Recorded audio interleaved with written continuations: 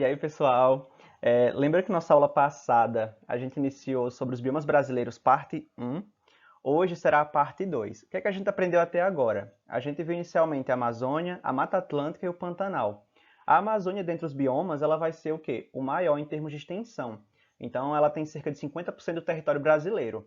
A gente viu que o Pantanal, recentemente, ele foi muito degradado por vários fazendeiros, pessoas que acabam que ateando fogos e gerando várias queimadas, focos de fogo mesmo. Então, devido a esses acidentes que teve assim total intenção de destruir a área para colocar gado, entre outras coisas, a gente percebeu que teve essa quebra aí no bioma. Infelizmente, a gente perdeu muitos animais, assim como também vegetais.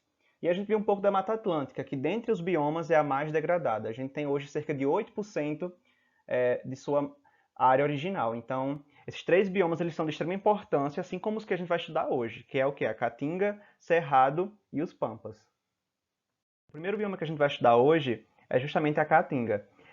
Do termo tupi-guarani significa mata branca. Por quê? Se vocês perceberem, a gente está situado dentro desse bioma. Então, a mata, ao longo do ano, ela se mostra o quê? Seca. E é uma seca bem comparada à questão da cinza ou branca. Então, você consegue ver essas cores pela falta de água, justamente por a gente passar por vários períodos o quê? Sem chuvas. Então a gente percebe também que abrange cerca de 850 mil quilômetros, isso representando no nosso mapa do Brasil, a gente tem o quê? 10% do território. E compreende 63% o quê? Da região Nordeste. Então a gente consegue entender também que o bioma Caatinga ele faz muito presente aqui na nossa região. E ele é cercado por outros biomas, que a gente vai ter o quê? Os biomas de transição. Você vai ter a Mata Atlântica e também o Cerrado, que a gente vai entender um pouco dessa transição com o Cerrado. E veja bem, não tem como a gente não falar da vegetação do bioma Caatinga, porque ela, por si só, já traz muitas diferenças em relação a outros biomas. O primeiro é que as plantas elas têm uma adaptação aos períodos de seca. Logo, os animais que vivem nesse bioma eles também são adaptados. Então a gente percebe que a vegetação em si, ela durante um ano que não há chuvas, ela consegue se manter viva. Só que você vai ter galhos, folhas que acabam caindo e outras folhas que acabam sendo adaptadas, que é o caso do quê? Dos cactos. Ao invés de folhas, como a gente já costuma conhecer, ele tem o quê? Os espinhos, que tem a mesma função, porém consegue reter mais água. E a gente também tem uma grande diversidade do quê? De plantas medicinais, que é utilizado assim por muitas pessoas para tratar diversas enfermidades ou doenças. E é bom ressaltar também que na flora da Caatinga a gente tem mais cactos, né, as cactáceas, porque elas são muito adaptadas a esse bioma. Então existe também aproximadamente 944 espécies de plantas. E você tem aí uma cerca de 340 que são endêmicas. Lembra o termo endêmico, que só existe nesse ambiente.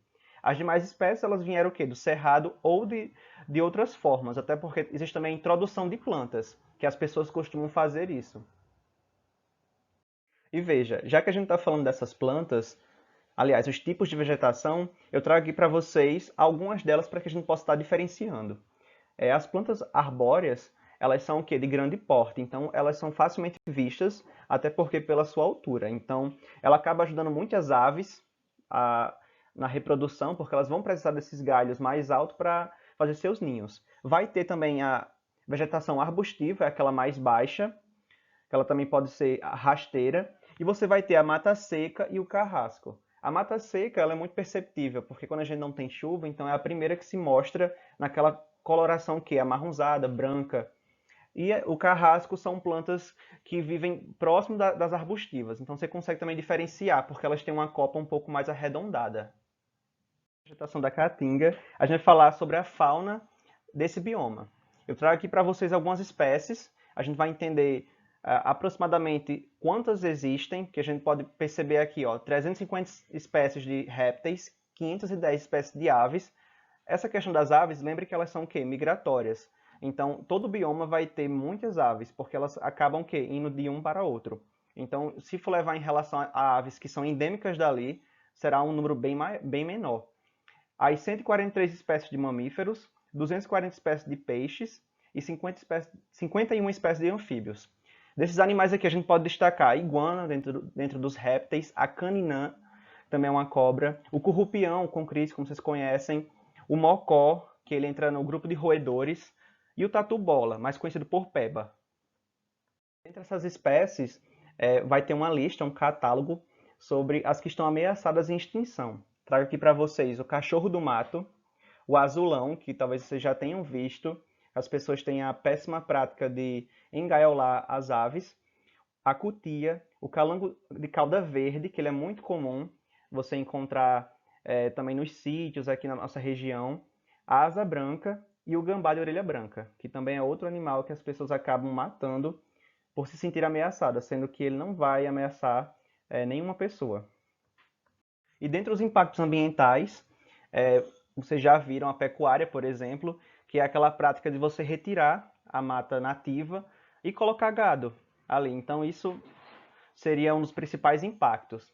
Assim como também o desmatamento, como acabei de falar, se você retira a mata, você está desmatando, e essa mata é nativa. Muitos animais dependem dela para sobreviver e para se refugiar também. Então, a exploração de recursos naturais acaba sendo também outro impacto. Você vai ter mineração, você vai ter também a questão dos solos, que eles, de certo modo, são danificados.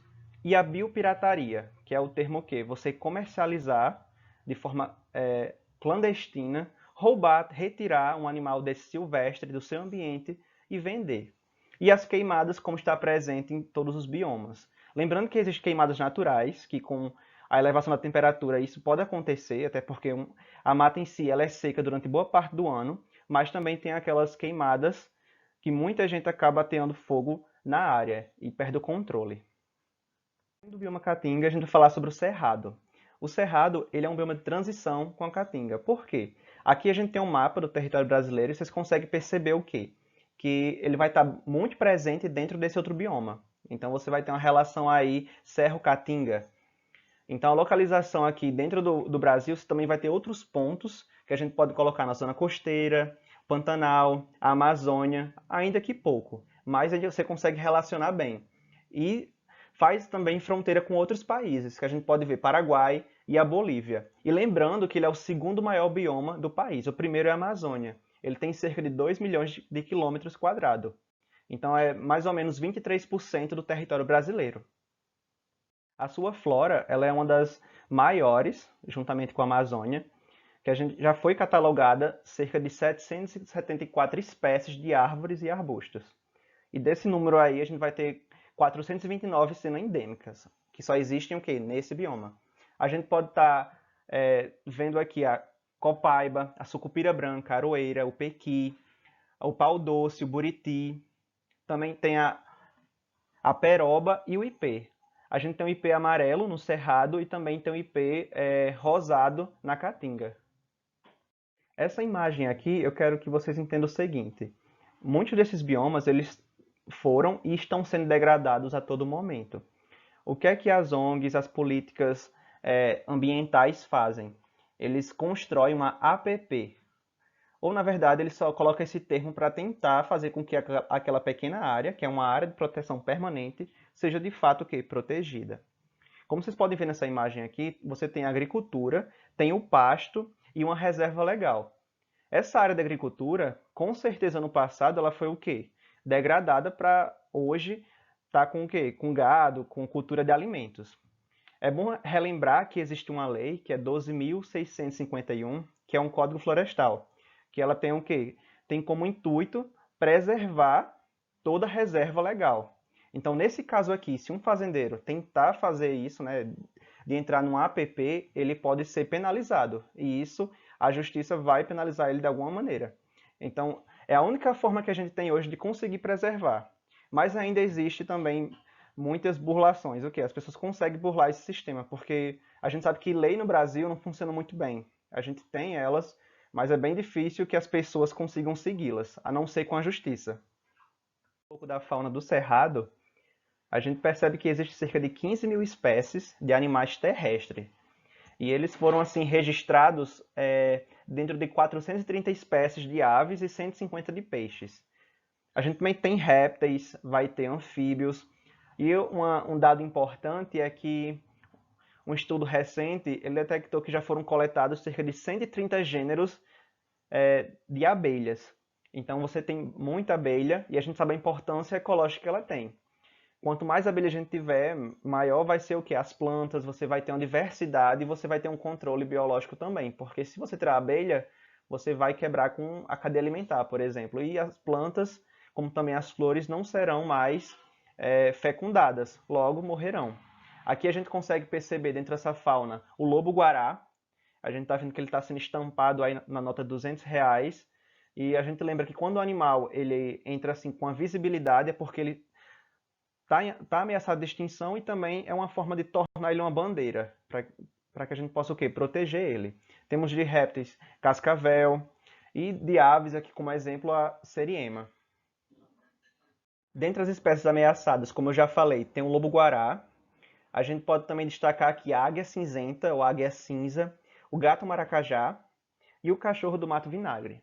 É bom também que vocês saibam que recentemente, com essa pandemia, a gente viu que muitos animais que estavam assim sumidos acabaram voltando ou tendo aparições dele em alguns ambientes. Foi o caso do cachorro do mato vinagre. Eu acho que foi ali no Rio de Janeiro, na região norte do país, alguns biólogos conseguiram identificar uma ninhada desses animais e foi muito bacana. E dentre os impactos, a gente vai destacar também a questão do desmatamento, que acaba sendo das piores coisas que acontecem em qualquer bioma. A implementação de indústrias, que vai liberar óxido de carbono, e você vai ter a poluição também do ar. A exploração de recursos naturais, a biopirataria. Quem nunca viu esses animais sendo aí comercializados de forma errada, retirados do ambiente à força? E as queimadas. E outro ponto também é as monoculturas de eucalipto. As pessoas acham que quando você retira aquela mata nativa, jogando eucalipto vai resolver. Pelo contrário, o eucalipto ela é uma planta que não é nativa, ela acaba sendo também uma planta parasita. Ela vai liberar algumas enzimas que vai fazer com que outras plantas não nasçam ali. Então você vai ter uma floresta ou um labirinto, um corredor gigante só de eucalipto, e que não vai servir muito. As pessoas acham que reflorestar é você pegar qualquer planta, jogar ali, pronto, eu estou cuidando do ambiente. Não, você não está. Você pode estar acabando de destruir ele ainda mais. Então tem que ter certo cuidado. E agora caminhando para a gente encerrar um pouco dos nossos estudos sobre os biomas, eu quero também que vocês lembrem que o Pampa, nesse caso da nossa aula, ele é o último, mas existem vários outros biomas que são menores. Esses acabam tendo uma maior visibilidade, porque a gente acaba estudando eles com mais frequência. Mas eu quero também chamar a atenção de vocês que é bom a gente ter um olhar mais cuidadoso, que a gente preserve, conserve esses outros ambientes. Porque enquanto humano a gente tem que pensar também na natureza. Então, o Pampa, ele é o segundo bioma mais devastado do Brasil. Então, a gente tem cerca de 36% ainda da sua área. Muito pouco. Ele foi reconhecido recentemente, em 2004. Então, se vocês perceberem, antes disso, com certeza agravou-se mais as queimadas, a agricultura, porque ele não era um bioma, ele não tinha uma lei que o protegesse. O termo é de origem Quixuá, que significa região plana, e ele tem uma área total aí de 700 km². Então é bem grande. Em relação à sua flora, ela tem cerca de 2.200 espécies de plantas campestres que são encontradas principalmente o quê? Na região do Rio Grande do Sul. Aí aqui eu trouxe alguns exemplares, elas são arbóreas, ou seja, plantas de grande porte, mas também tem plantas arbustivas. A fauna do Pampa ela vai ser um pouco menor em relação ao que a gente já estudou. A gente viu que já teve sua área muito degradada e só tem 36% da área original. A gente pode perceber aqui 25 espécies de mamíferos, 120 espécies de aves, e voltando a falar, as aves elas são migratórias, então você vai ter elas dentro de vários biomas, 60 espécies de anfíbios e 70 espécies de répteis. Dentre esses animais, a gente pode destacar a preguiça de coleira, o tiê-sangue, o gato do Pampas, que ele acabou sendo introduzido lá e está como animal desse bioma, e também o esquilo, que a gente está vendo aqui nessa imagem. Acho que é a única região dentre os biomas que a gente consegue perceber um esquilo, porque normalmente a gente vê esse animal dentro de filmes canadenses ou americanos. Ameaçadas de extinção, a gente vai destacar aqui a preguiça de coleira, que a gente viu anteriormente, o macaco prego, o gato do Pampas, que ele acaba sendo muito também caçado pelas pessoas, o que é péssimo, e o tucutuco, que ele é um roedor. Ele é muito semelhante também a um mocó ou a um preá, que vocês já devem ter conhecimento. E dentre os impactos, a agropecuária ela se mostrou assim com bastante força nessa região. E ela provoca assim, diversos problemas ambientais. Cerca de 50% já foi devastado só por conta dela. Então você vê aí que lá na região sul do país existe muita criação de gado e ele acaba sendo comercializado não só para as regiões vizinhas, como também ele é exportado. Aí eles acabam fazendo o quê? Degradando ainda mais o ambiente. Por isso que é importante a gente tentar ao máximo buscar leis que preservem e conservem esses ambientes, porque os animais eles precisam desse lugar para sobreviver. E se você retirar, vão todos acabar o quê? Vindo a extinção, vão morrer e a gente não vai conseguir repor, porque é impossível você repor algo que não existe mais.